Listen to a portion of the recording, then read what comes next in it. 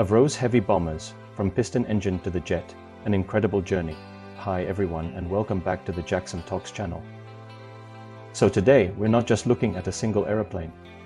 We're tracing an entire lineage, a family tree born from a single British aircraft manufacturer, Avro and Company, or simply Avro. We're going from the dark, dangerous skies of World War II to the terrifying high-stakes brinkmanship of the Cold War.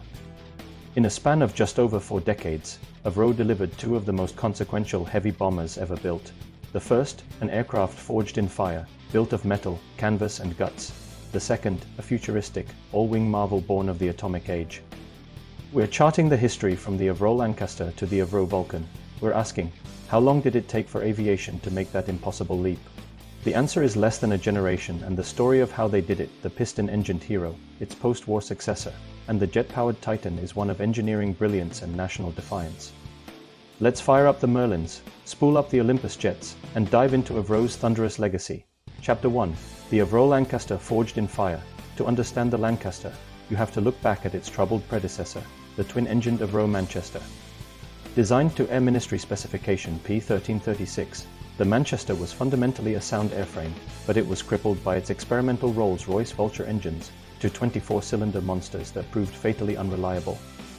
Avro's chief designer, the visionary Roy Chadwick, knew the airframe was good, so instead of scrapping the design, he proposed a simple, brilliant modification.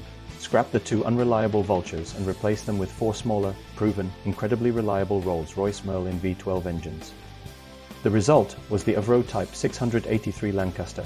Its prototype first flew in January 1941 and it was quickly rushed into service with RAF Bomber Command in 1942.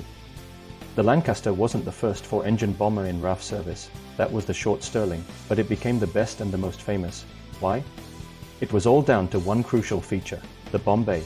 Unlike its contemporaries, the Lancaster was designed around a massive, clear bomb bay that ran nearly half the length of its fuselage.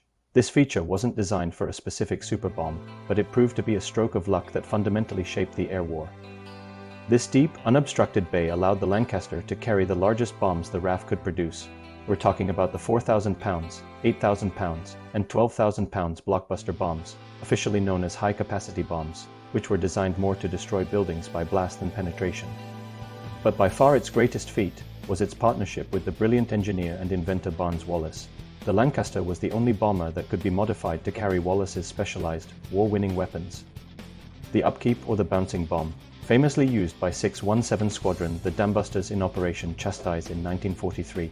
Modified Lancasters, stripped of armor and carrying the spinning mine, breached the mighty dams of the Ruhr Valley, a mission of technical brilliance and incredible risk. The Tallboy and Grand Slam, these were the earthquake bombs. The Tallboy was a 12,000 pounds weapon, and the Grand Slam was a monstrous, 10-meter long, 22,000 pounds behemoth. To carry the Grand Slam, Lancasters had their bomb doors removed entirely and their mid-upper turrets stripped out to save weight. This was the heaviest conventional bomb load carried by any bomber during World War II, and the Lancasters used these to take out U-boat pens, viaducts, and the German battleship Tirpitz. The Lancaster in its role was the workhorse of the night bombing campaign. It flew over 156,000 sorties, dropping over 600,000 tons of ordnance. It was designed for ease of production and repair, built in 5 major sections that could be rapidly assembled. This robustness and utility meant that even after the war, the Lancaster and its derivatives like the Transport Lancastrian and the anti-submarine Shackleton lived on. But the world had changed. The end of the war brought the nuclear age, and the piston-engined bomber, no matter how good, was instantly obsolete for the role of strategic deterrent. It was too slow and flew too low to penetrate the airspace of a new, high-speed enemy. The baton had to be passed, and Avro already had the successor waiting in the wings. Chapter 2. The Avro Lincoln, the final piston roar. Even while the Lancaster was racking up missions, Avro was designing its eventual replacement. Originally known as the Lancaster BIV and BV, this aircraft was renamed the Avro Lincoln. The Lincoln was essentially a scaled-up, optimized Lancaster. It featured lengthened wingspan and fuselage resulting in greater range and fuel capacity. More powerful engines, Rolls-Royce Merlin 85s and later 102s, delivering better high-altitude performance. Modernized turrets, including a remote-controlled ventral turret, providing better defensive coverage. It first flew in June 1944 and attained operational status in August 1945. It was initially earmarked for the planned Commonwealth Heavy Bomber Force, the Tiger Force, intended to participate in the invasion of Japan. However, the war ended before the Lincoln saw combat in the Pacific theater. Despite missing out on the Pacific War, the Lincoln quickly became the RAF's standard strategic bomber in the immediate post-war years, complementing and then replacing the Lancaster in Bomber Command. The Lincoln's service years were not peaceful. It was heavily deployed during the 1950s in colonial conflicts, the Malayan Emergency. Lincolns flew over 3,000 sorties against communist insurgents, dropping a majority of the total bomb tonnage used during that conflict. The Momo Uprising, Lincolns were again utilized for the bombing operations carried out in Kenya. The Lincoln thus represents the last of a breed. It was the last piston-engined bomber operated by the Royal Air Force. It maintained the tradition of the propeller-driven heavy bomber, but its fate was sealed by the demands of the Cold War. Bomber Command phased out the Lincoln in the mid-1950s, replacing it with the new V-Force. The last RAF Lincolns were retired in 1963, although they served in the Argentine Air Force until 1967. The age of pistons was over. The age of jets had arrived. The shift from the Lincoln to the Vulcan is one of the most dramatic technological jump in aviation history. It wasn't just about adding jets. It was about meeting an impossible specification. In the immediate aftermath of the war, Britain recognized it needed its own independent nuclear deterrent. The result was Operational Requirement OR 229, issued in January 1947. This called for a medium-range bomber capable of carrying a new 10,000 pounds 4,500 kilograms atomic bomb to a target 1,500 nautical miles away at altitudes of 35,000 to 50,000 feet and cruising at 500 knots or about 575 miles per hour. The requirements were revolutionary. The maximum altitude and speed meant that conventional, straight-winged, high-tail designs, even early jet bombers, simply wouldn't cut it. They would be too heavy and suffer severe aerodynamic issues at high speeds. Avro's radical choice, the Delta Wing. Avro's design team, still led by Roy Chadwick, knew a conventional aircraft couldn't meet the specification. They realized they needed a completely new aerodynamic solution. Chadwick, drawing on emerging knowledge of high-speed flight, proposed a radical, tailless design, the Delta Wing. The Delta Wing solved multiple problems at once. It allowed for very thick wing roots, perfect for burying for powerful jet engines and carrying the massive fuel load required for range. It offered excellent strength and a large internal volume, necessary for the bomb bay and equipment. Crucially, the high sweep angle provided both fantastic high speed, high altitude performance, while the sheer size of the wing area gave it low wing loading, meaning surprisingly good low speed handling. Tragically, Roy Chadwick was killed in a crash of the Avro Tudor prototype later that year, 1947, never seeing his greatest creation fly. But his team pushed the revolutionary design forward, and the Avro Type 698, later named the Vulcan, was born. To prove the radical concept, Avro even built a number of 1/3 scale prototypes, the Avro 707, to test the flying characteristics of the Delta shape before committing to the full-size bomber. Chapter 4. The Avro Vulcan, the Cold War Sentinel. The Vulcan was one of the 3 V bombers alongside the Vickers Valiant and the Handley Page Victor that would form the UK's nuclear deterrent force. The prototype, VX-770, first flew on August 30, 1952. The sight of this massive, sharp-edged, pure white delta wing slicing through the sky was astonishing. Compared to other airframes, the aircraft looked like something from science fiction.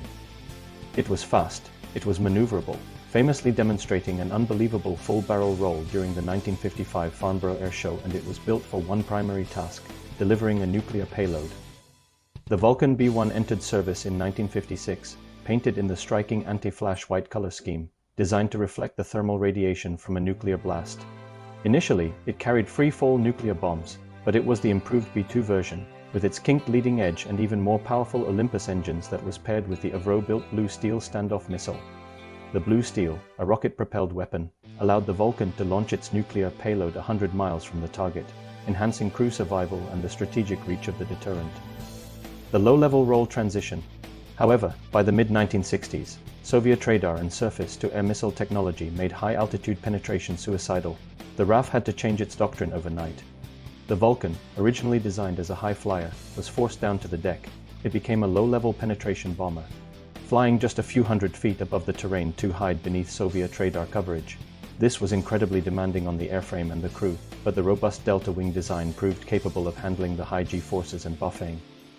This change meant a dramatic shift in color scheme.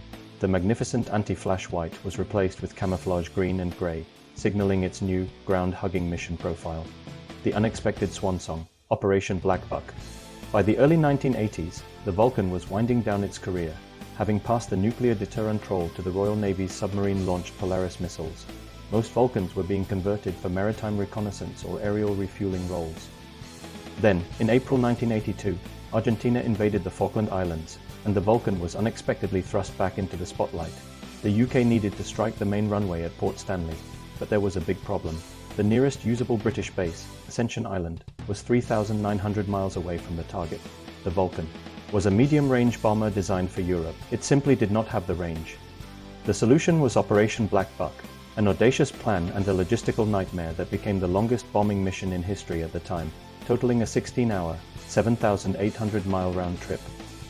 To achieve this, the Vulcan, carrying 21 1,000-pound conventional bombs, needed constant refueling. Each mission required a complex chain of Handley Page Victor K tanker aircraft flying in formation across the South Atlantic.